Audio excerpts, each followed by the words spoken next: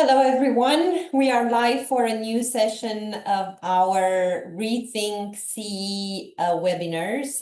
This panel is organized under the umbrella of the GMF's ReThink Central and Eastern Europe Fellowship Program and introduces the findings of ReThink.CEE fellow Alexandru Damian's year-long policy project that explored how the European Union and civil society organizations from Georgia, Moldova, Ukraine cooperate to support the candidate countries' EU integration path. The ReThink.CEE Fellowship Program, launched in 2018 by the German Marshall Fund of the United States, GMF, is built on the conviction that a more resilient, democratic, and internationally engaged Central and Eastern Europe is not only possible but essential for the development of a prosperous and integrated Europe. By empowering thought leaders and encouraging a policy conversation, this program has developed a strong, empowering process for new voices and channeled regional expertise into the European and transatlantic policy debates. It has developed networks, and the program, alongside our various support mechanisms from groundmaking to capacity building and policy dialogue, has turned today's crisis into a catalyst for renewal, strengthening the intellectual foundations of wider Europe, and a more cohesive and forward-looking community of practice across European democracies. Now, very briefly, the fellowship program is addressed to next-generation thought leaders, be they policy experts, analysts, researchers, and civic experts, activists.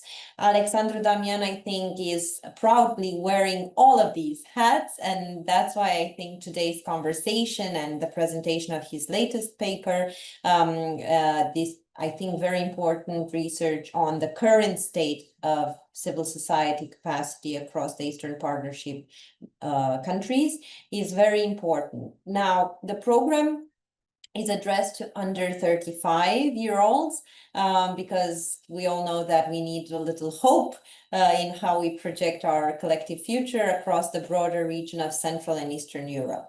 We're also looking at, with other fellows and other policy reports, at the context and findings from EU member states, non-EU member states across Eastern Europe, but also Western Balkans and South Caucasus. Now, I think without further ado, on our side on the program and how GMF is trying to engage in this important conversation with emerging thought leaders across Europe and its periphery, I would like to give the floor to Alex Damian, who, as I said before, is not only an expert, but also a practitioner, coming from one of the leading regional civil society organizations covering Romania, Moldova, Ukraine, and the broader Black Sea region. And we have worked in various projects alongside him and his team. Alex Damian also has well-established expertise in technical assistance programs with the World Bank. And I think we are all well served to find out how he collected the perspectives of civil society actors across the broader Black Sea region in Moldova, Ukraine, and Georgia, and what are the findings that he wants to share with us today. After Alex's presentation on his latest paper, From Ambition to Reality, the civil society dialogue between EU and Georgia, Moldova, and Ukraine, I will give the floor to Laura Bretea. Many thanks, Laura, for being today with us and for always being with us in support of Moldova's European integration path. Laura Bretea is a team leader at the Political and Enlargement team in the Moldova unit of the Directorate General for Enlargement and Eastern Neighborhood with the European Commission.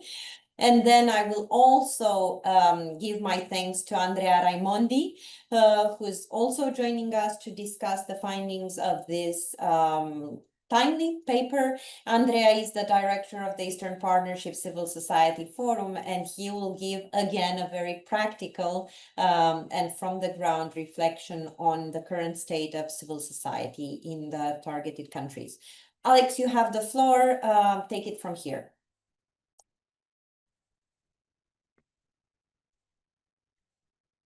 Good afternoon from my side, or actually good morning or good afternoon, depending the time zone you're in. And thanks a lot, Clara, for the very nice introduction. As Clara was saying, and I'm saying, my name is Alex. I have been a ReThink.CEE fellow for more than 1 year. I think today is my last day, so stay with me for 15 minutes for this presentation. But I would like to start it by saying thank you to the incredible team at the GMF for this year. It's quite a nice program, so if you're under 35 and you wish to work with an incredible team, join them for the next cohorts of researchers. Now, I know Clara did a small presentation on my behalf. I will do a 30 seconds PR also. I'm working for more than 11 years in the CSO sector. For the Romanian Center for European Policies, we are a think tank. We're based in Bucharest. We have a second office in Chișinău. And myself and also the think tank, we've been working a lot in the region, which is important for my paper, especially in Moldova, with all possible stakeholders ranging from CSOs to public authorities. But we had also numerous projects with CSOs from Georgia and Ukraine. Some of the projects focused, for example, on capacity building, on needs assessment, which actually fed my paper and the research I'm going to present today. As I'm sure that you've all seen from the poster, my fellowship focused on the CSOs, the dialogue between the EU and the CSOs in these three countries, Georgia, Moldova, and Ukraine, which at the time when I started this were the three most advanced countries in the process. Now, unfortunately, as you all know, what happens in Georgia is quite a sad story. But the key idea behind my research was actually to understand how the EU communicates, how it takes a look at the dialogue between the EU and the CSOs dialogue, how the dialogue operates, if it's relevant enough, and especially if it keeps pace with the evolving civic sector in all this country. I'm underlining this idea of evolving, diversifying civic sector, because what we have seen in the last year is a diversification, an evolution of the civic actors, and there is a need to cope with this evolution by the EU institutions, okay? But the research started actually from my own experience, and my own experience in my own CSO experience said that in way too many occasions, this dialogue was too formal, much with the same organizations. Usually, you know, the capital-based, well-resourced organizations. And for many of them, or for many of us, actually, it was difficult to understand how the input we provided in this dialogue is used. And again, I'm working for a larger CSO, so we've been part of this process, but we're also working with numerous CSOs at the local level, grassroots organizations, and for them is a little bit more difficult. And I will explain, because again, this is the quintessential part of the paper that I will work on. And the last idea before starting the actual presentation, and sorry for the long intro, there is no perfect formula for this dialogue, okay? It won't be in the near future. Neither ChatGPT, probably he will not be able to crack the code and say, this is a formula for the dialogue between the EU and the CSOs, but some things need to get better. I'm not saying that the dialogue is not working, because it's working. And in the EUP countries, we do have both formal mechanisms that work and also informal channels that work. Andrea is here, and he will talk about one of the most important mechanisms that work, the EUP civil society platform. But what I'm saying is that CSOs should actually know a bit more about the process and how to engage. That joining should be more simple and open without intended or unintended barriers. These unintended barriers range from a centralization of the discussions to language barriers to accessibility problems, that there should be a more clear defined roles for the EU institutions, the EU framework actually, which is engaged in this dialogue. And fourth, actually, the most important one, which I will repeat, the dialogue should reflect the diversity of the sector. We have an evolving sector ranging from very small organizations, civic groups, informal ones, to the well-resourced ones. My feeling today is that it doesn't reflect well this change in the civic sector. And that was a very short introduction, so bear with me for the longer one. I'm joking now, but it will be a 10 minutes at most. Let me see if I can do a share. 1 second.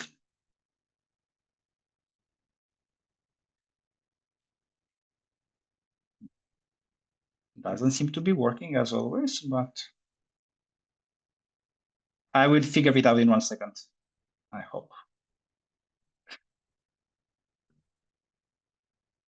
Let's see. Yeah, now it's going to work.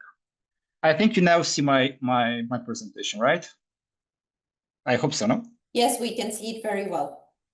Oh, perfect. So the most difficult part just passed with sharing the presentation, which happens all the time in the Zoom series. Now, I'm not going to repeat what I said about the paper, but I started looking at how this dialogue operates from a structure point of view, from the evolution, from how it's functioned, from the complementarity of this process, and what is extremely important, the policy impact, actually the input that is provided by the CSOs in this dialogue and what happens with this input, okay? My aim for this paper was, as already mentioned, to assess the extent of the CSO engagement and of their input in the dialogue process. And I will explain a little bit what are the indicators that I looked at.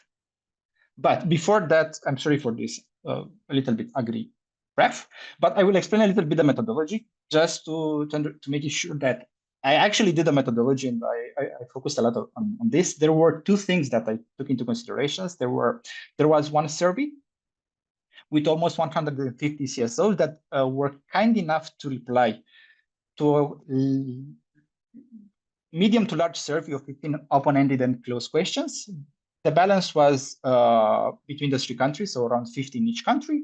And there was a balance between capital-based and non-capital-based, small organization and larger organizations, and the ones at the beginning of their activity and more experienced ones. So it was a good balance. Of course, the sample is not representative, but it can stress some nice points for doing a rather representative study in the near future that can happen and should happen.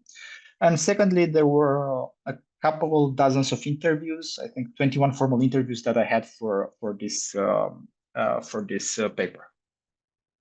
Now, what I looked at and what makes the dialogue relevant from my perspective, I split this paper, which has around 30 pages, I think it's not that much, 15 minutes to read it, on 5 ideas. So the dialogue is relevant if the CSOs are not only aware of the dialogue, but understand its purpose and how it works. Secondly, they can participate without barriers, whether intended or not. This is quite important because we can have a lot of unintended barriers despite having the process open to all CSOs. Any CSOs can involve in this process. Any CSO can send an email to the EU delegation and ask being part of this process. But there are a lot of unintended barriers that hamper actually this dialogue. Thirdly, if the dialogue is transparent and open to all CSOs, basically what I was mentioning, and I repeat myself, being able to keep pace with the evolving civic sector and assuring a fair and level playing field. Fourth, if the CSOs, and this is a major issue that I will underline, if the CSOs know how their input is being used in this dialogue, either in the informal channels, either the formal channels, it's quite important for the CSOs to understand that it's not only a meeting where they exchange opinions, but their opinions are actually taken into consideration and they feed the EU architecture in the countries or the policies. And fifth, of course, is the sustainability issue.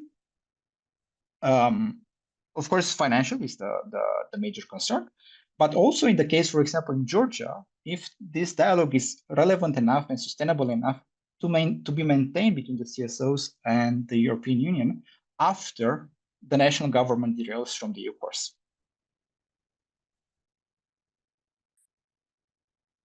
Now, what is the current state of the dialogue in these countries?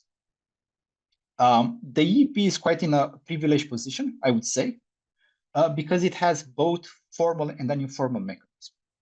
What I mean by formal is especially the Eastern Partnership Civil Society Forum, which you all know started as a project and now actually is the largest platform in these countries. In theory, it handles regional policy discussion. It has a secretariat in Brussels. So Andrea will tell us a bit more, of course. It has national platforms and is actually quite relevant for the entire dialogue and the EP infrastructure. We have the bilateral civil society platforms that were created under the association agreements and are now under the European Social Committee, which basically manage country-specific relations as part of this process. But beyond this, and also we have domestic advisory groups in the same, but these are less known actually. But beyond these formal channels, there are a lot of interactions. Interactions meaning ad hoc meetings, dialogues, consultations, thematic events, where mainly the EU delegations in each country play the key role. And I will discuss about this a little bit further. What I started from is that while this framework is functional, nobody says that it doesn't work. I think there is room for improvement and strengthening to ensure its long-term sustainability. Now, the key challenge is that I've seen discussing with a lot of CSOs and discussing with the key actors, I will put them in three large categories: the fragile financial sustainability, even the formal ones, the EPCSC, the civil society platform. They don't have a plan for the future because they don't have enough funding, or they do not have enough long-term funding to make a longer-term vision. The EAP, for example, is mainly relies on sphere grants from the European Commission. The civil society platforms are even in a more precarious position because they don't have any secure funding. This leaves them dependent on the well-resourced CSOs that are part of them, which of course manage and influence the agenda in their positions, which is logical in some sense. Secondly, the evolving civic sectors. I'm not going to repeat this. We're seeing in all the countries a lot of civic sectors, a lot of civic actors, informal ones, thematically based locals, on themes that 5 years ago weren't being discussed at the national EU level, but now we're seeing them much more important. The EU recognizes this as an issue in the dialogue. They also have this as a priority in the post-2021 EAP priorities, but is far from doing enough action on this one. And thirdly, what I was saying, the limited outreach, the dialogue must go towards these evolving civic actors and not remain strangled only in capitals or the well-researched ones. And I have only 6 slides, okay? So bear with me. 6 more slides. Based on the indicators I was saying at first, awareness and understanding. So I started from awareness and understanding because there are a lot of CSOs that do not understand what this dialogue means and how does it influence the EAP framework. One is because of the limited outreach, especially of the delegations in the countries. And secondly, because there is not a cooperation between the platforms, not only the formal ones, like, for example, the EAP, CSV, and the civil society platforms. They have a lot of common organizations, but neither them coordinate themselves in common positions and put forward common debates on the public agenda. And something that is, it will repeat in my paper, you'll see that the average rating for all these indicators are better perceived by the large organizations, capital base, than the smaller ones. This is, of course, somehow logical because these organizations are better connected and have better resources to engage. But there is something that needs to be tackled because as we are going forward, these organizations that are now evolving, local ones, small ones, will remain in the back, will remain even more absent from these debates. Secondly, can CSOs actually engage in the EU dialogue? Yeah, of course. I was saying the participation is open. Okay, there is no problem for any CSOs to be able. But there are some key issues to this one, and this was a specific question in my survey. One, a key issue is the centralization of the dialogue mechanism. There are very few efforts to decentralize this mechanism, to go in non-capital cities and discuss. There are few thematic debates. Generally, we see the same organizations at all the debates, at all the not even the activities between the EU institutions and the CSOs. This leaves a lot of a numerous number of CSOs underrepresented and narrows the debate to a limited set of topics. And a second issue that was I didn't expect, but I've seen it from the survey. There is a perception of a selective approach. This was mentioned a lot of times, especially at the national level with the EU delegations. A lot of CSOs said that they have the perception that only some of them are selected to be part of this debates. Larger ones, well-resourced, or the ones that are less conflictual. This is a quote from the survey, less conflictual ones. Of course, these challenges are compounded by lack of funding in general, but from my research, the most cited obstacles to participation were perceived formality of the dialogue. A lot of them didn't actually know how they can participate and what is the impact of the participation. Poor selection procedures and the absence of open calls. This was also something that was repeated insistently during the survey. Insufficient information concerning the dialogue, time constraints. It happens when you have when you need to travel for them, and the language barriers. And I will try to be a little bit faster now. If is the dialogue open and fair? It was my third question. Yes, it is open and fair, but again, it has bottlenecks, it has challenges. The main challenge is that there should be a clear policy to reach beyond easily accessible organizations. There should be more clear target goals for diversity in participating in this dialogue. And although the EU acknowledges that it should reach grassroots, they're saying there is an objective of reaching 2,500 grassroots CSOs in the EP countries. There are no actual data on this, and there is actually no data at the level of any EU delegations on the diversity of this dialogue.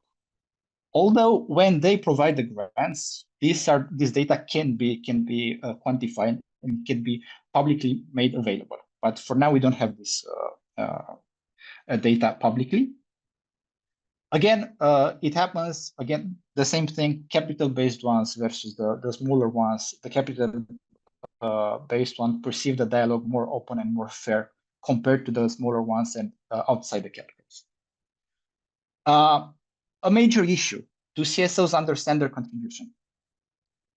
Actually, here the response was average at best, because a lot of them perceive the dialogue a more formal or an exchange of opinion, and there is quite a difficulty in understanding what happens after this dialogue. There are very few feedback mechanisms. There is very few input coming from either the delegation, or especially the delegation or the platforms.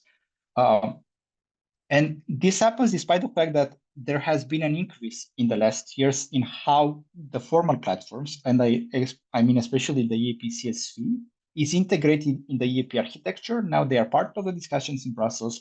Now they are invited to most events. We can see their input in the EAP policies, but there is still room for improvement here, especially for the smaller ones. And many CSOs still struggle to understand how participation is relevant to debates. CSOs rating for, and I have two more, I'm sorry. CSO ratings for EU support for dialogue. It has been perceived quite well, actually. There is both from the capital based or non-capital based. I think, again, this is a subjective question. I don't think they could have replied something more different. But there is a need to expand this support. There is a need to expand it to longer term financial support to diversify the funds. and to make it less formal. This was also something from the survey, less formal, less bureaucratic in the way the grants are being offered. Now, how do I think that we can strengthen the dialogue? Basically, I think there should be a comprehensive assessment of the dialogue architecture now, meaning which institution does what. And I mean here, especially what's the role of the EU delegation in mapping and diversifying the civic actors that the dialogue takes place with. Make participation metrics publicly accessible so that everyone knows exactly the grants are provided to which type of organizations, which are the organizations that are part of this informal or formal channels. There is no actual need for names, so names can be provided, but at least to see the topics of them. Boost awareness, meaning the delegation especially, again, should go outside the capitals and engage with the smaller CSOs, adapt to this country-specific dynamics, because you have a lot of small CSOs that are not dominating the public agenda in these countries. Expand participation here. I repeat, decentralized consultation, diversify the team's addressed, set clear diversity targets. This should happen, and this should be something that should be assumed by the delegation, by the engineer, also by the EAP CSV, by the civil society platforms under the EACC, because you can see they're actually the same organizations that dominate the public agenda in all three countries. Strengthen the dialogue mechanism. I think the civil society platform, the EAP, has a very important role in supporting the diversification actually of this dialogue in all countries, but they are also in a quite difficult position due to the reliance on these 3-year grants and their well-resourced members. There should be a more longer term funding for the EAP-CSV, if this would be the vision that the EU sees, and use them and their national platforms, which are quite relevant in this dialogue, to be more sustainable. And again, if something happens with the country, as it happens in Georgia, they should be a relevant actor to maintain the discussion, the dialogue with even a national government released from the European, from the UPAD. Enhanced transparency, use of input. Again, there should be a clear policy, a clear feedback mechanism after these meetings, after all these debates, for the CSOs part of the debates, part of the dialogue, to understand how their input is being used. Reinforce your delegation. I'm not going to repeat. I think the delegations have a clear role and should have a clear role, as they have also the civil society policy officers in charge, and they should have a more straightforward role in mapping the CSOs in the country, in publishing follow-up on the consultation, even if it's their consultation or there is a consultation, I don't know, is someone coming from Brussels in the country, there should be clear data on what's happening and how the input of the CSOs is used for them. And of course, the sustainable support that I was mentioning. My last figure in the graph, 65% of the CSOs that answered my survey said there should be an improvement to consultations. As you can see, the breakdown, capital, non-capital, medium, and large, small one, again, in the favor of the non-capital and smaller ones.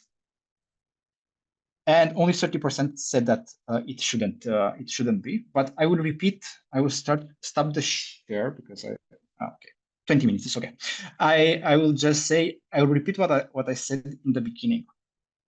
The mechanism is working. This is not the problem, but it should be strengthened, and should be strengthened by offering the sustainability it requires and coping with the evolving civic sector in these countries, because a lot of the CSO environment is changing, and there should be a more support or more acknowledgement of these changes in each country. Thank you so much. I passed the time. I'm really sorry for that, but I do hope that you will find more information in the paper and the entire methodology and the entire narrative behind my research. Thank you. Thank you so much, Alex, for that. I think it was encompassing and expressive, and we already have some questions in the chat, but I will start off with our discussants. Laura, Bretea, you have the floor. Thank you very much, Clara. Thank you very much, Alex. Thank you for the presentation. I have to say I have been lured in at this debate with the promise that I will be asking questions to Alex. And I find myself I have to be a discussant to a paper which is asking a lot of questions from me. By no means, Laura, I think this is equally interesting for us. As I mentioned, there are questions already in the chat. So if you feel that you have many questions to ask, do ask away, and we'll give the floor back to Alex for further details, of course. Yeah, no, absolutely, absolutely. It's just my professional defect that I feel like responding to what has been said more than asking questions. But indeed, no, thank you very much for the presentation, which I found very interesting, and especially since both Alex and myself, and I think Clara as well, we come from civil society backgrounds and we know each other professionally. We've known each other for some years, and I won't say how many to keep the appearances of our ages. But it has been said about Alex that he's under 35. We will presume we are all under 35 here. So I think one thing that I will start by saying a little bit as a reaction as a discussant is that so I'm a team leader for Moldova, right? It has been said in the beginning, so I'm not really in a position to speak about Georgia and Ukraine. So take my my remarks mostly as based on the experience of Moldova. But what I want to say is that the format of the dialogue itself definitely has to be reflected upon, also because of the speed with which we are changing our relationship with two of the countries that have been studied here. And I'm talking here about the enlargement process, of course, and the fact that kind of the EAP dialogue format is a little bit left behind, if you want, considering the kind of dialogue that we have under the enlargement process. And for that, I mean, we have also a lot more informal dialogues that or discussions, if you want, informal discussions that we have. But under the enlargement process, for example, and colleagues who are involved in civil society in Moldova will know this. Civil society is part of the structures that discuss, for example, so they are involved into writing national positions. They are involved into discussing the documents that are sent to Brussels, such as for the evaluation of the acquis, for example, and so on. So it is a different different approach, and as I said, it's kind of surpassing the EAP tool and also the tools that we have under the association agreement. And I did take very much the points. I think also the points, for example, some points that we have had in this presentation do work also in as regards the dialogue that we have under the enlargement process, such as for example the fact that most of our partners are centralized in the capitals, that we do not manage to reach out sufficiently at local level. I think that's well noted. We also have how should I say, we stretch ourselves and we stretch our resources as much as possible. Alex mentioned there is a policy officer for the delegation, whereas there are many CSOs in the country. I think that's a point that we have taken very much on board, especially from last year onwards, after the results of the referendum for the EU accession, where we have seen that even in the regions where we had very good, a lot of financial support, we still didn't have good like voting vote results in support of the EU integration. And that has very much motivated the colleagues in the delegation, but also hierarchy to go, like the officials to go out very much in the countryside and talk to civil society actors. And for that, I would make reference, for example, to our commissioner, Marta Kos, who has been in Moldova 3 times this year, and she has been to the regions and she has met civil society organizations, also trade, I will say business people, business organizations in the north and south of Moldova. Indeed, the point of reinforcing delegation, that's also something that we have very much at heart. Something that Alex, you haven't touched that much, but I think it has had an impact this year in our work, and maybe it's kind of a question also for you. If you look at this topic, is the reduction in funding for civil society organizations. We're talking about sustainable funding for civil society organizations. The EU fund itself, this year we had to identify additional funding to step in when USA the sources were cut. There's also been, for example, quite in Moldova, there's been information, or if you want, communication from the US that some of the actions that they had financed in Moldova with civil society organization were not the kind of which this administration liked.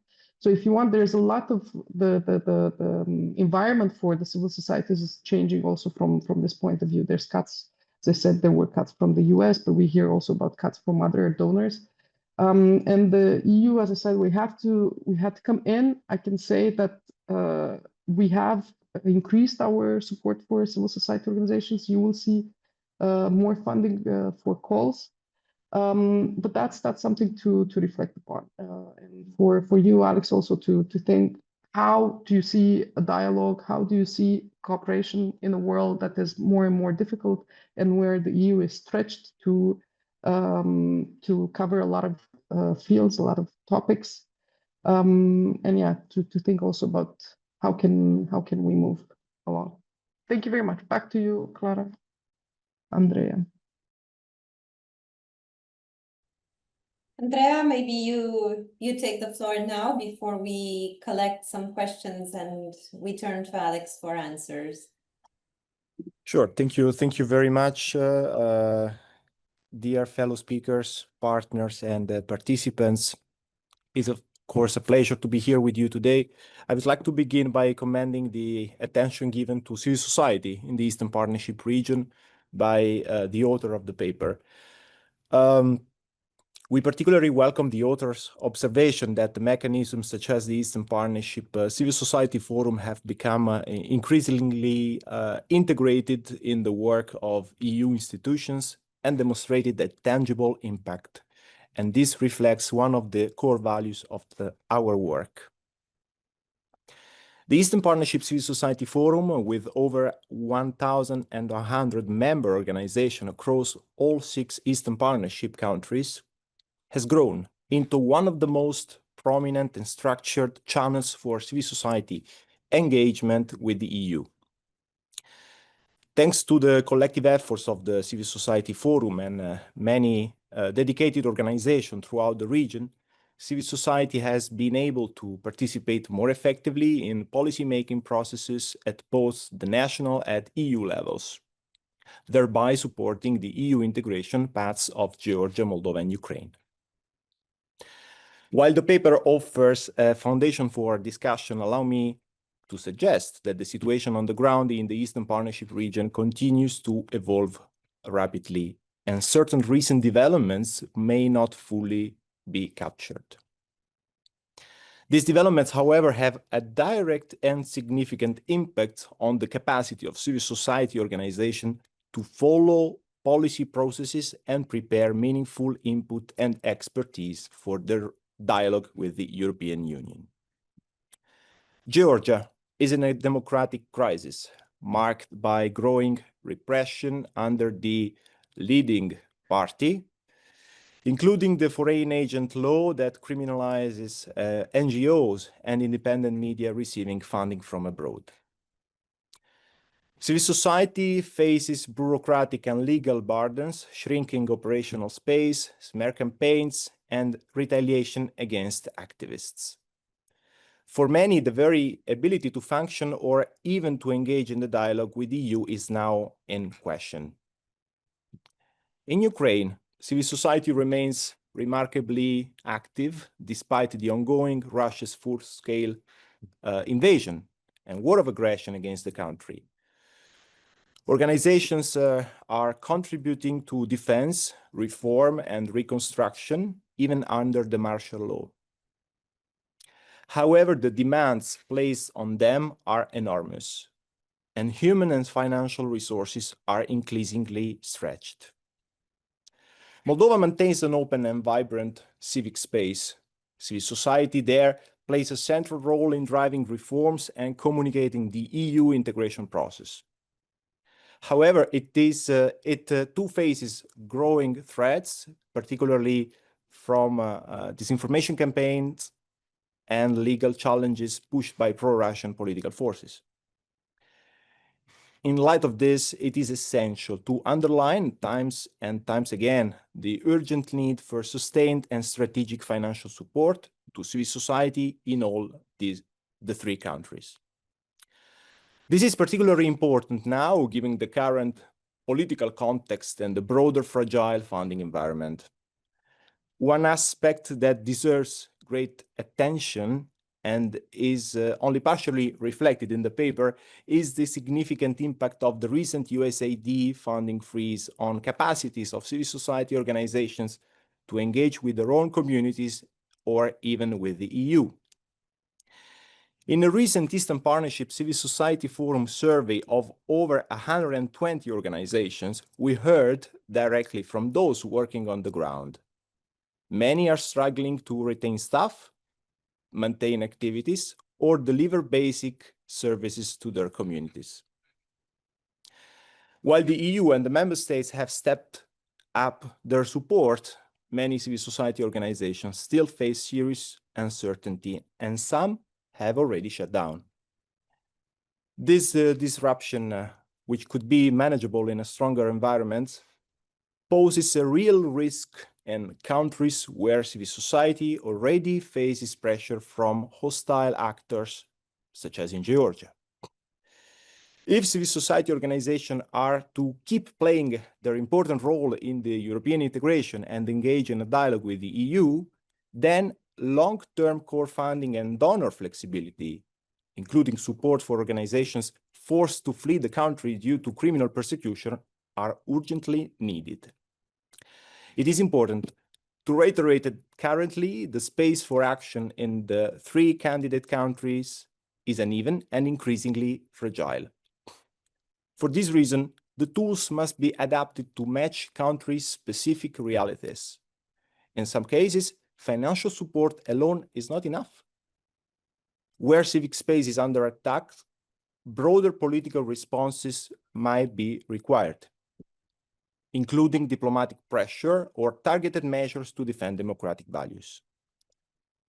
To conclude, let me reiterate, civil society is not just a stakeholder, it's a strategic partner for the EU in the region. With the right support, it will continue not only to engage in dialogue with the EU, but importantly, drive positive transformation in their countries, support reforms, and help ensure the European future of Georgia, Moldova, and Ukraine. Thank you. Thank you. Thank you all so much for the overview, both in-country and the regional overview assessments. I think you've all complemented each other very well, and I'm very grateful for this important conversation. One of the key elements that was already raised and will continue probably in the list of questions as far as I can see is the trade-off between let's say an overall decrease in funding since the suspension of USAID aid and the persistent, if not increasing needs on the ground.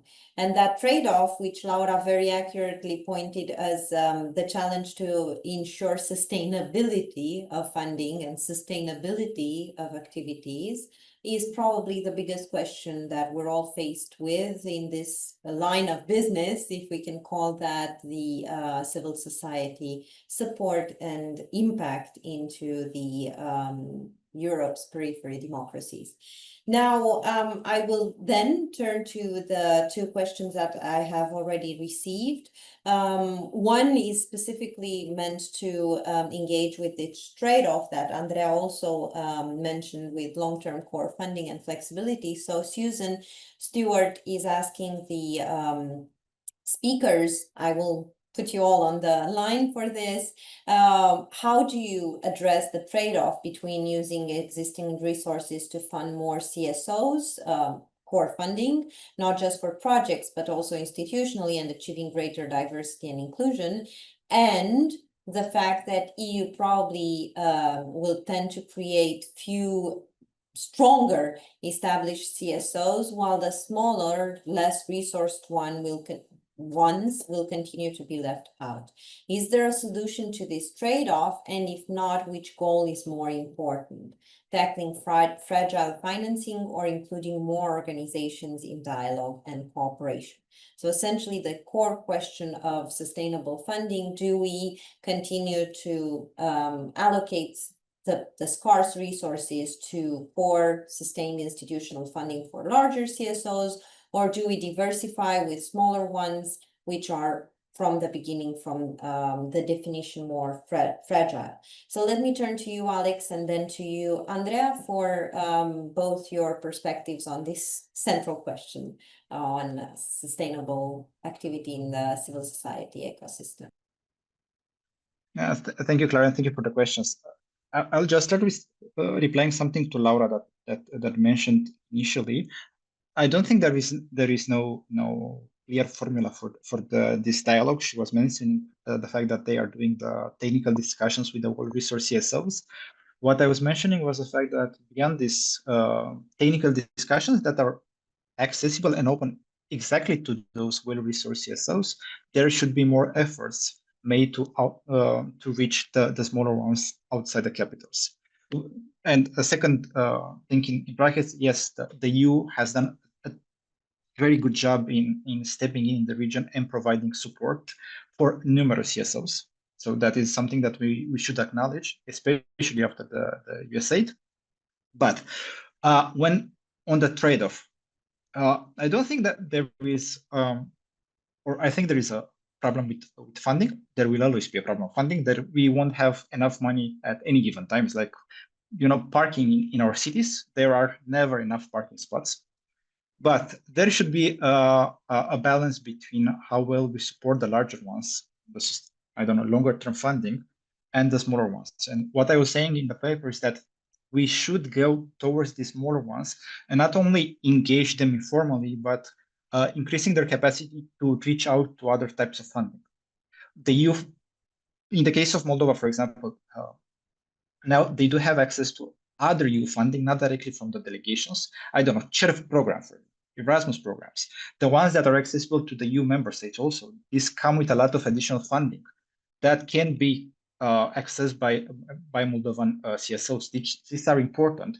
These can be sought, and the smaller ones can access them as well. But there is a problem of awareness. There is a problem of knowledge. There is a problem of bureaucracy, because these funding usually require well-established structures. Policy writing, financial management, for example, implementation, etc. So we always need to make this trade-off between what can a small informal or how we provide funding for smaller or informal CSOs and the larger ones. But I think the idea was for the EU delegation, especially, I will say the EU delegations, when they provide the larger capacity grants for the larger ones, they should put more impact on doing actual capacity for the smaller ones, or provide less bureaucratic funds for the smaller ones. Because in smaller organizations, in a smaller communities, you can make a lot of impressive things with small amounts of money. You don't need to have this entire architecture of a large CSO, but with an informal organization in a small community, you turn the tide. Also now, when we see that there are a lot of disinformation, there are a lot of challenges on the EU integration, and we see it in smaller communities, in smaller cities, where these CSOs the civic groups that are struggling, that are, I don't know, made from passion, that were made from the fact that a couple of guys thought that this is a problem and tried to react. If they would receive a minimum support both financially and technical, that can have a much larger impact than some larger projects that we may face. So, of course, just to conclude, there will always be this trade-off and the scarcity of resources, but I think the direction should be trying to have this funding and support for small organizations in smaller cities and communities by using, of course, the well-resourced CSOs that can provide this type of services, but also by expanding the work of the youth delegations that should map, identify, and support this type of initiatives through less bureaucratic types of support. I hope that answers the question. If not, I will clarify once more.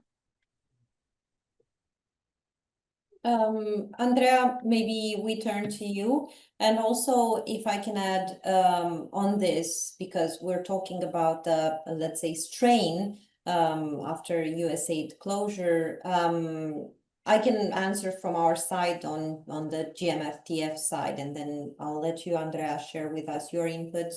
What we've seen from our surveys across the region in February was an effect that ranged from distortion to destruction, where as many as 70% of civil society organizations across the EAP region have signaled severe financial constraints and expectation that they might not finalize the ongoing year 2025 in the same format, either in terms of staffing or projects. So a severe impact is felt across the region, to answer Brandon's question.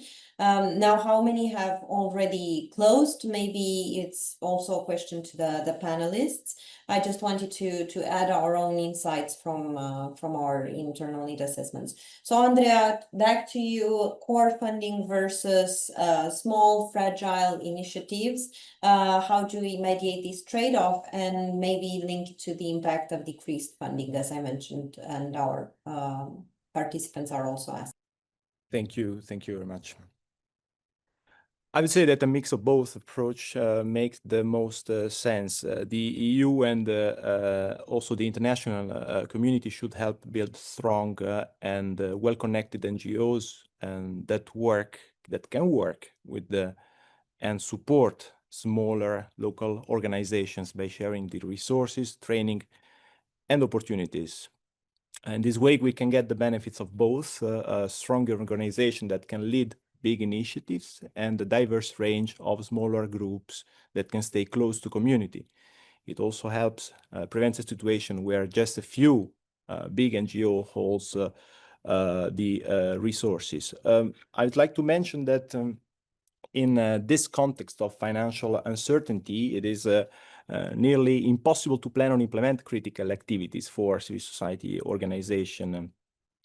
In this regard, we need to strengthen institutional support and capacity building for civil society organization, also including through the creation of dedicated programs or co-funding and operational grants for Eastern Partnership civil society operating in the Eastern Partnership countries, but also in exile. This will improve their abilities to contribute to the design, implementation, and assessment of the Eastern Partnership national laws and to advance reform in the Eastern Partnership countries. Thank you.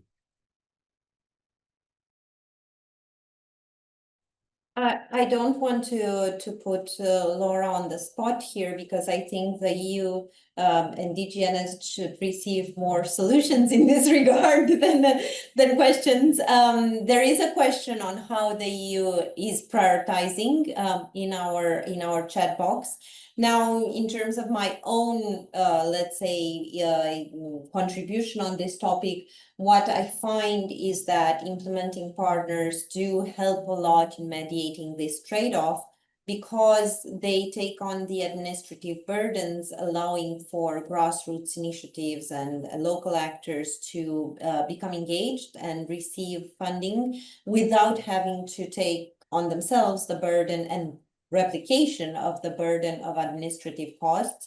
So in a sense, sometimes you can scale the impact of funding by making really smart funding mechanisms available to local actors, where the administrative burdens, which represent most of the core funding requirements, can be shared. Other services can also be shared and transferred to capacity building or implementing partners. But at the same time, the trade-off remains and priorities have to be set. So over to you, Laura, with kind of additional solutions and support. The question still begs an answer. What is the prioritization process at the donor level? Thank you very much, Clara. I don't think we are able to do prioritization or a good trade-off, to be honest, because we have to answer to kind of all the requests. It's very difficult, where it's a difficult situation now.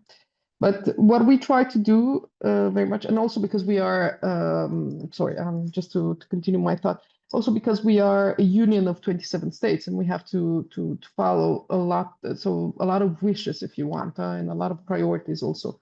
So as you know, we work a lot more into finding consensus solutions and trying to and prioritize and finance diverse groups and being very inclusive, which gets us in this situation where we're often kind of stretched into trying to cover all of our bases. So we have, of course, we have prioritization in terms of like what we want to look at, generally speaking, but you also have this, the fact that we try to really tackle all the issues. Now, in terms of how we get to the smaller actors, Clara had already started on this one, and just to confirm, so we have contracts included with the GMF that are doing subgranting. This is the easiest way for us because we are a big donor. We are very complicated. We have very complicated procedural financial procedures, as you all know, and there's no other way for us than working through this subgranting, because otherwise, again, we have a very heavy bureaucracy behind us. We have the Court of Auditors, all of that. We cannot simplify that easily our own mechanism. We are a donor which works much better with governments, which works much better with bigger implementing partners than with civil society, let's say, yeah. Or how should I say? Our procedures are more made for member state, for governments and member states and so on. So that's why in order to be more flexible, if you want, the way we often do, and to be able to have many contracts to civil society, the way we go is to work with other partners, civil society very often in the country. Sometimes they are those big civil society organizations that Alex has mentioned. And then we do subcontracts. We have the possibility of doing subgranting at the level of 50,000, 60,000 less, sometimes even more, depending on the capacities of the civil society organizations. I don't think we are in the, how should I say, we want to reach out to the grassroots. We want to go out to the really last village. And often it's more of a question of capacity of organizations that we don't manage to, because it's really difficult to, as you know, to implement projects, and you are implementing projects yourself, and you are doing subgranting, I'm sure, and you know how difficult it is to go from advocating sometimes to implementing projects and reporting back to donors and so on. So that's how I would say, from my point of view. Back to you, Clara.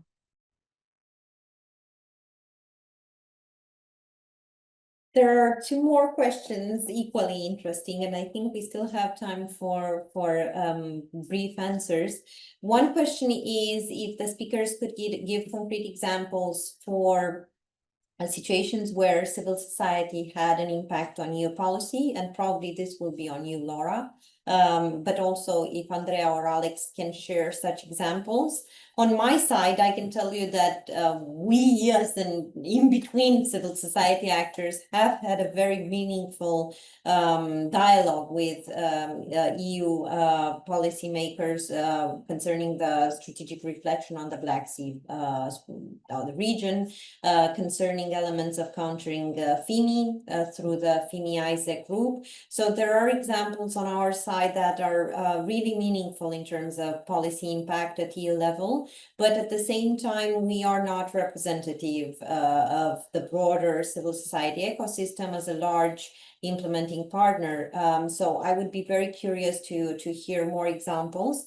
I can also offer the example of some of our grantees working in elections integrity projects in the discussed countries of the Eastern Partnership. And I do know their advocacy efforts at the EU level are always well received and heard with regards to ensuring and promoting electoral integrity in periphery countries such as Moldova, Ukraine, Georgia, and Armenia. So there are 3 examples on my side. Over to the panelists, and in whatever order do you feel more comfortable to respond, I give the floor to any volunteers.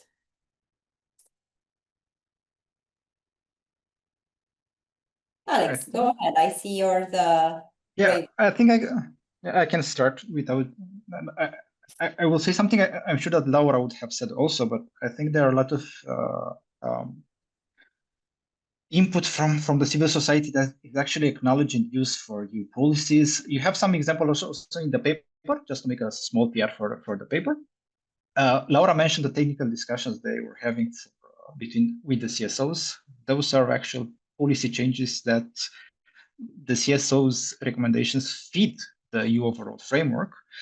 You also have the EAP-CSU, for example, which is embedding the infrastructure at the EU level. So they are part of the discussions in Brussels. They not change, but their experiences are reflected in the EAP infrastructure in general. So the civil society forum is part of the larger infrastructure, which is very nice thing. The civil society platforms as well, they are part of the association agreements debates, and you'll see themselves also part of the institutional platforms of the European Social Committee. So there are these changes. There is this institutionalization of their inputs that is being used for the EU policies.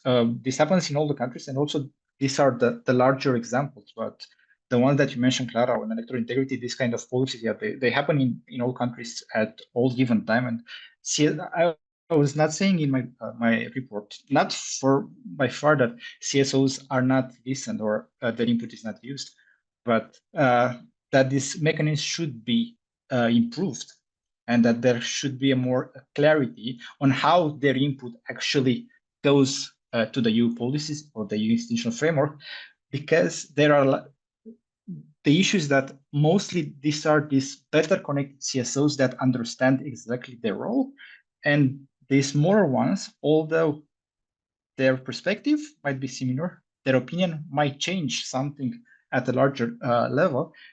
There is a pause between from the time they put their perspective, they provide their input, and what happens with their opinion at the EU level.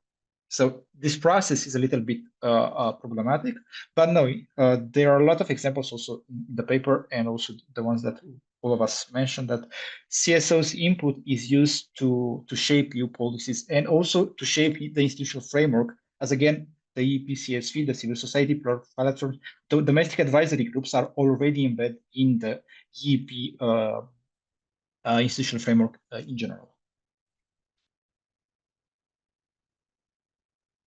Andrea? Thank you. I would like to mention the Eastern Partnership Civil Society Forum engages in policy dialogue, and indeed the forum is a key stakeholder of the Eastern Partnership policy.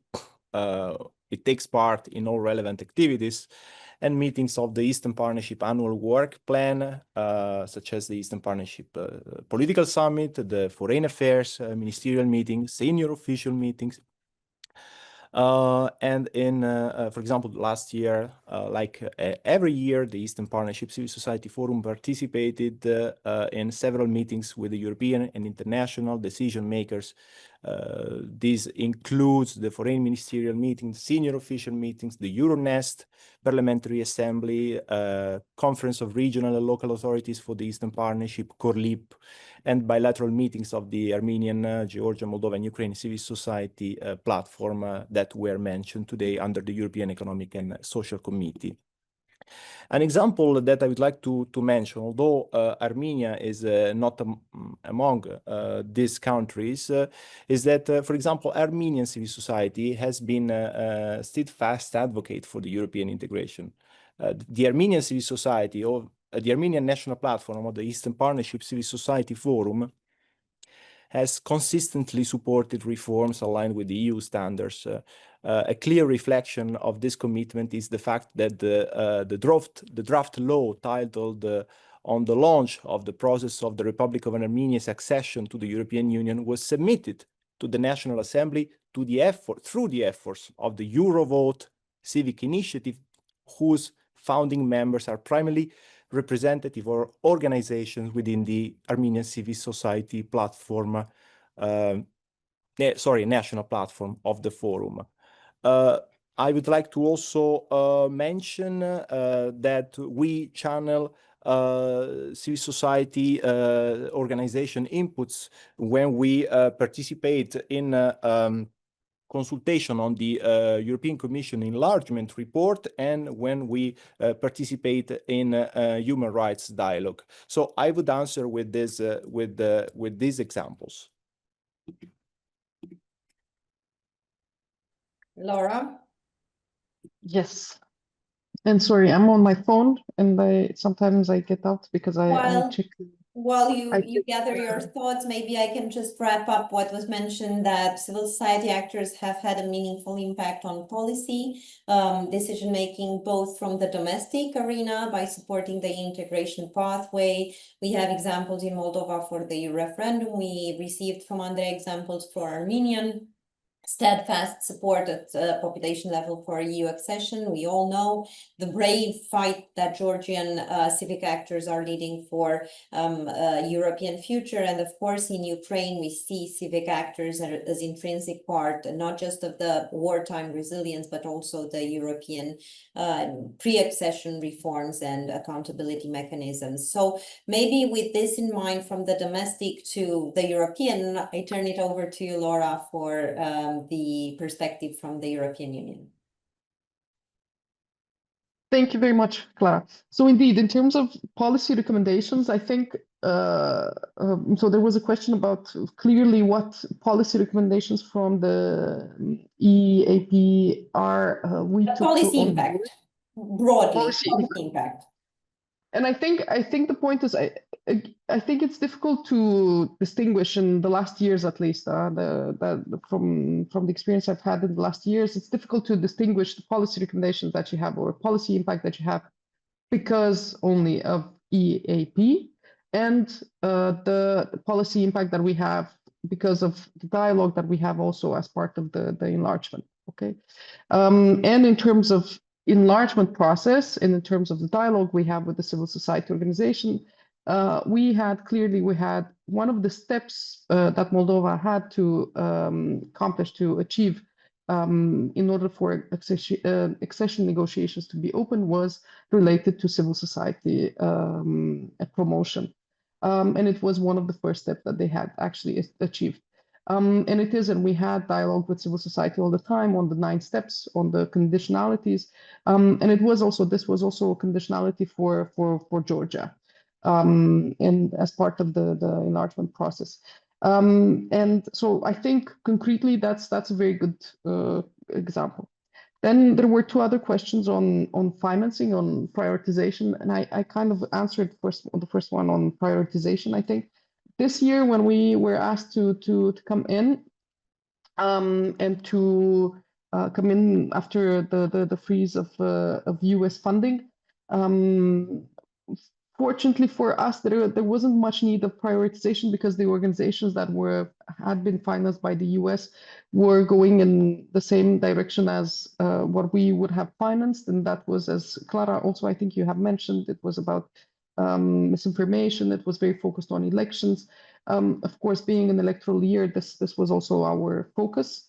However, we also have, and we have continued this year in Moldova also to support the social civil society organizations. We're also looking at civil society organizations that are working with support for vulnerable groups, for refugees as well.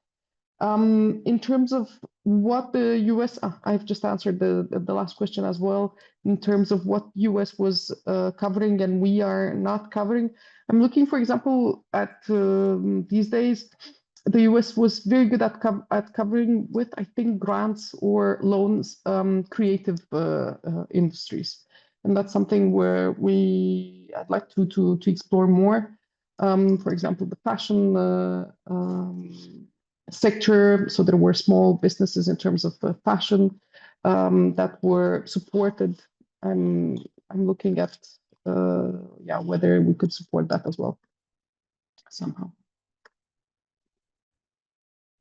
Indeed, the USAID assistance was not only targeting civic actors, but also broadly enabling infrastructures from battery storage in Moldova to, domestic business initiatives and educational paths such as a master's in informatics and gaming and AI. And I think these are all relevant examples of how it's not just about civil society itself, but also building these bridges between civic actors and the broader ecosystem, including private sector, which brings me to our, I think, last question, which is related to how can we encourage funding from additional partners, not just governmental and multilateral partners, but also philanthropy and private sector. And I think this is part of our sustainability question and part of the solution for the sustainability of funding and continued impact. I also believe, and this is based on our studies in Ukraine, that the more cooperation there is between civil society actors and other domestic stakeholders, be they local businesses, independent media, local governments, the more meaningful and impactful their own activities are. So it's not just a question of shifting the funding burden to another stakeholder, but it's also about incentivizing domestic partnerships that at the end of the day are the answer to sustainability and impact. But these are just my 2 cents in the introduction. Let me turn over to Alex, Andrea, and Laura for your thoughts on how we can involve more partners in ensuring the funding and support for civic actors across EAP countries.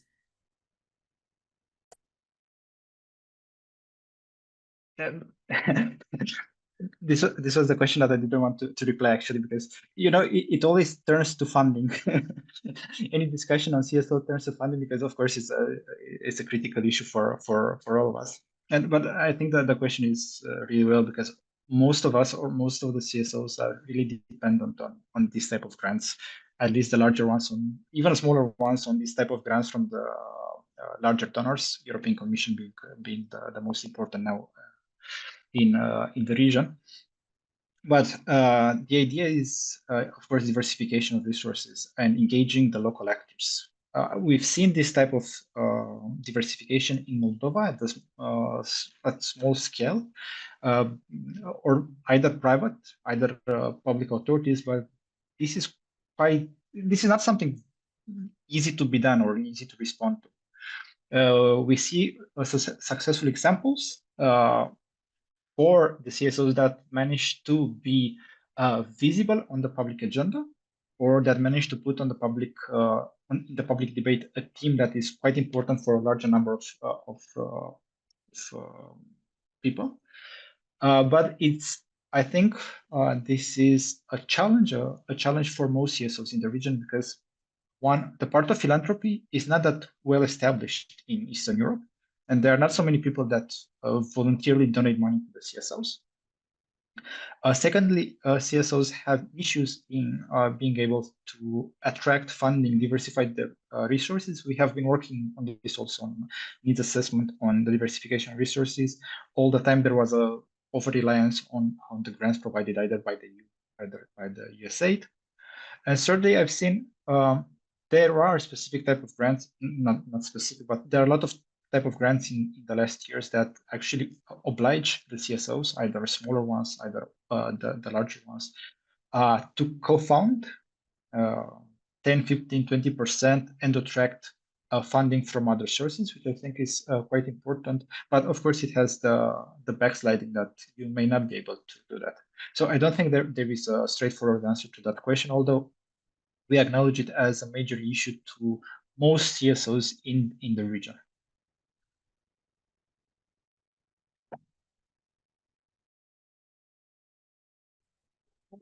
Are there any other thoughts or comments? Yeah, if I may, I would say that it is important to highlight the mutual benefits, such as enhanced corporate social responsibility in order to encourage private sector funding for civil society organization, but such as, for example, improved public image of civil society and stronger community ties. Other example can be offering measurable outcomes, co-branding opportunities, and transparent reporting. This can build trust.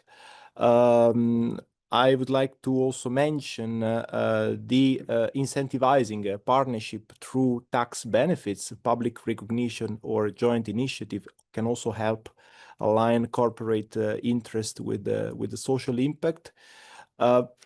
It is important to remain realistic because economies are fragile in this country, so civil society cannot fully rely on business.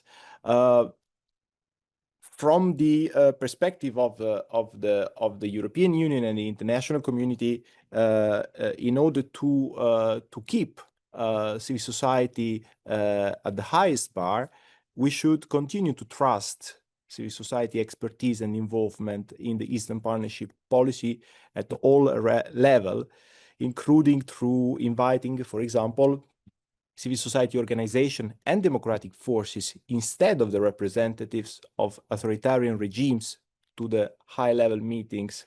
This can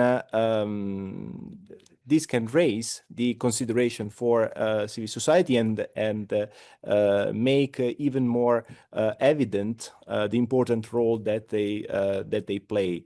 This can also lead to private sector to increase their support, financial support also towards civil society. Great. Fantastic. Thank you so much for your inputs, thoughts, and suggestions. I think many of us have reflected upon them extensively over the past 6 months at least. This event has been a good pretext to do a sum up of key findings and takeaways in the current context and current challenges across the Eastern Partnership region, especially in the case of candidate countries. There are obvious reflection points that will necessitate further let's say discussion and stakeholder involvement on how to strengthen democratic resilience in Georgia, or how to strengthen societal resilience in Ukraine. There are maybe easier lessons learned and transfers of good practices in the case of Moldova's and Armenia's recent experiences, and we've heard many practical examples here today as well. I think Alex's overview in the research paper with regards to the survey, the voices from the region, is a great starting point to understand that the public across these 4 countries is very adamantly looking towards a European future. And I think this is also reflected in Laura Bretea's reflection upon the EU's engagement towards the periphery countries. Andrea's perspective from a regional platform or regional forum as an empowerment tool for regional voices and local voices especially is a great example of how the smaller actors can have a role and a voice in this discussion and conversation across the wider European space. There are also many high-level engagements that have taken place between European leaders and leaders from candidate countries, be it Moldova or Armenia. And maybe just a final touch point that has not been discussed, and in academic papers we always refer to future avenues of research. I think we should all consider bridging the experience of candidate countries in both peripheries, not just the Eastern Partnership, but also the Western Balkans. And that's probably a reflection for a future date and a future conversation. But for today, I think we've covered a lot of ground and not only posed challenges and questions, but also provided solutions and answers. So maybe just a final roundup with a key takeaway from each of the panelists. Alex, over to you. I'll end on the positive note, actually, because I think there is a great momentum in all three countries with the civic organizations, all of them well-resourced, coming from the small communities that are actually pushing forward the EU agenda, that are actually pushing the EU reforms in the country. And I do hope that this momentum will not get lost, either from a financial or non-financial perspectives, because there is a need to cope with the changing environment in these countries and to provide from the EU level the support they need, especially in the context that we see in Georgia, where the civic actors should remain a strong setup for EU integration, despite the government derails for EU integration. So from my perspective, I think we see quite an enthusiasm in all three countries from the civic actors. We see a growing civic society, and this momentum should be taken into account by the donors and by the EU Commission, and reflect on what can be done actually to support it at the maximum possible. Because of course, there is, as I was mentioning, I don't know, 5 times, there is no perfect formula, neither for the dialogue, neither for funding, neither for this relationship, this process. But there should be a support, a general support, a growing support for this type of organizations that are pushing the reforms in all of these 3 countries. Thank you. Thank you so much, Alex. And as the title of your paper has the word dialogue in it, I'll turn to our co-panelists who have engaged so openly in this dialogue. Andrea, do you want to go first? Thank you very much. My main takeaway is that in the Eastern Partnership region, civil society continues to remain a trusted interlocutor regardless of any changes in the government. In some weeks, we will have parliamentary elections in the Republic of Moldova. And should the results of relevant electoral rounds in general hamper the country's internal reform agenda, it is the Eastern Partnership policy that will continue to support civil society's efforts to advocate for democratic transformation. So, to continue to advocate for democratic reforms, civil society should continue to receive the adequate support within the Eastern Partnership policy's multilateral track, including through resources allowing civil society to rapidly react to the region's volatile environment, strengthen its role in engaging with the governments, and improve coordination and leverage public voice's impact. I'd like to thank you for the opportunity of being here. I would like to thank the author of the paper for his valuable insights, and looking forward to continue to cooperating with you. And of course, last but not least, by all means, our lady of the panel, Laura Bretea. Super, thank you very much. I think for me, the takeaway is really to reflect on this I don't know, complementarity between the EAP policy and the enlargement policy. and how to continue dialogue and how to take advantage of the structures that we have under the EAP dialogue and how to continue with it. From a policy perspective, I think that's one of the reflections, and the second one is, yes, of course, how to best engage with the CSOs at local level. It's something, as I said, it's our concern, of course. I take that. Thank you very much. Yes, and it's also our concern because engaging with local actors is also a question of partnership, not just donors, prioritization or preference. We must all build together a shared framework of action among stakeholders at both local and national level across EAP countries. And I think at least all of us here present today have been committed to doing that. I will probably stop here because we are exactly on time, and my great gratitude goes to our panelists, but also participants and viewers who might join or see this webinar in its recorded state on our YouTube channel, ReThink.CEE GMF. Thank you so much to all of you, and look forward to having further solutions shared in this format or in person. Thank you all so much.